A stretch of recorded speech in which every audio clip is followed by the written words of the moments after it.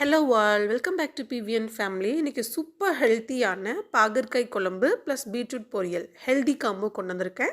பாகற்காய் குழம்பு எப்படி செய்யுதுன்னு பார்க்கலாம் வாங்க. முடிஞ்ச அளவுக்கு கசப்பு தெரியாத மாதிரி சமைக்க போகிறேன். அதுக்கு ஒரு வானிலையில் ஆயில் போட்டு கடுகு உடைஞ்சதுக்கப்புறம் கருவேப்பிலை கொஞ்சம் ஆயில் அதிகமாக போட்டு பாகற்காயை நல்லா டீப் ஃப்ரை பண்ணிக்கோங்க. நீங்கள் ஃப்ரை பண்ணிவிட்டு கூட சமைக்கலாம். பட் ஓரளவு கசப்பு தெரிஞ்சால் தான் அதனுடைய யூசஸ் உடம்புக்கு கிடைக்கும். பாகற்காய் ஃப்ரை பண்ணதுக்கப்புறம் புளி கரைசலையும் மிளகாய் தூளியும் இந்த டேஸ்டி காம்போ கொஞ்சம் கசப்பு தன்மையை குறைக்கும்.